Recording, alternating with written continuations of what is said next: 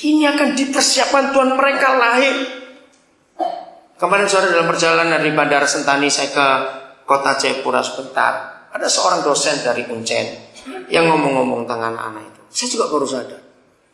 Pembicaraan sampai kepada, jadi bagaimana orang-orang tua mereka? Dengarkan.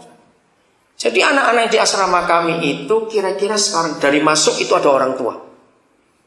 Karena orang Papua itu umurnya terpendek se-Indonesia. Umur mereka itu hanya 48 tahun rata-rata. Tidak ada penduduk Indonesia semuda orang Papua menikah. Jadi di Papua kita jarang ketemu orang tua. Anak-anak kecil mati karena penyakit dan segala macam.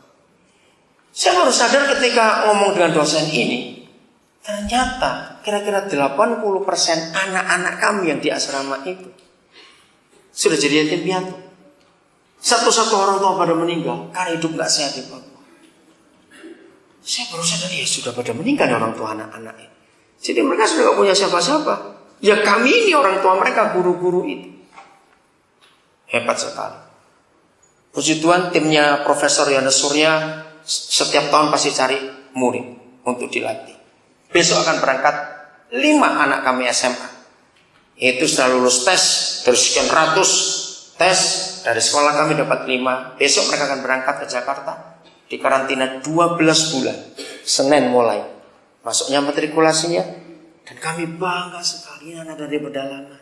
Besok mereka berangkat, dilatih untuk jadi ahli fisika, ahli matematika, biologi di tempatnya Profesor Yohanes Surya. Itu hebat sekali. Ini sudah generasi yang ketiga anak-anak kami dapat kesempatan ini. Dan saya harus bersyukur saudara ikut andil dalam pelayanan pendidikan ini. Karena dari perusahaan Sukinto ini begitu banyak berkat yang masuk. Oke? Jadi ayat ini saudara perhatikan. Apa yang Tuhan mau kerjakan? Tidak ada orang yang lahir salah, katakan amin. Semua lahir karena tujuan. Bagian terakhir, orang yang paling celaka di dunia ini bukan orang miskin, bukan orang kaya, bukan orang bodoh, bukan orang pandai. Orang yang paling celaka di dunia ini kalau dia tidak tahu tujuan hidupnya untuk apa. Renungkan kata-kata ini, ya atau tidak? Orang yang celaka di dunia bukan orang miskin, bukan orang bodoh, bukan. Tapi orang yang tidak pernah tahu dia hidup untuk apa. Ayat terakhir Filipi pasal yang ke-1. Untuk apa kita hidup? Ayo kita semua merenung. Jadi seorang pun diantara kita mulai hari ini tidak ada yang menyesali hari lahirnya. Amin. Semua kita bersyukur kepada Bapa di surga. Ayat yang ke-22 sampai 24. Filipi pasal pertama 22 sampai 24. Tetapi jika aku, bagaimana? Ayo cepat baca. Tetapi jika aku apa? Harus hidup di dunia ini. Nah, perhatikan pernyataan ini.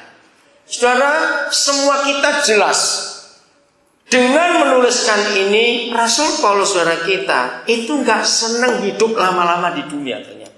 Dia gak senang. Maka itu dia berkata, kalau aku harus hidup di dunia ini. Ini pernyataan yang luar biasa. Jangan berkata Paulus, oh jangan-jangan patah hati ini pengen mati. Enggak, lu dia gak pacaran kok. Awas. Lalu kenapa dia berkata begitu? Itu berarti bagiku bagaimana bekerja memberi buah. Jadi mana yang harus kupilih? Aku tidak tahu. Aku didesak dari dua pihak. Pihak yang pertama, aku ingin pergi dan diam bersama-sama dengan Kristus. Itu memang jauh lebih baik. Nah jelas bukan dia ingin cepat-cepat mati. Tapi bukan karena putus asa. Tidak. Karena dia tahu lebih indah dengan dia. Ayat 24. Ayo kita baca bareng-bareng ayat ini sebagai tujuan tema kita lahir jadi berkat itu ini. 1, 2, 3. Tetapi lebih perlu untuk tinggal di dunia ini karena kamu. Wih, terima kasih anak-anak. Kalian luar biasa, anak sejahtera. Saudara lihat.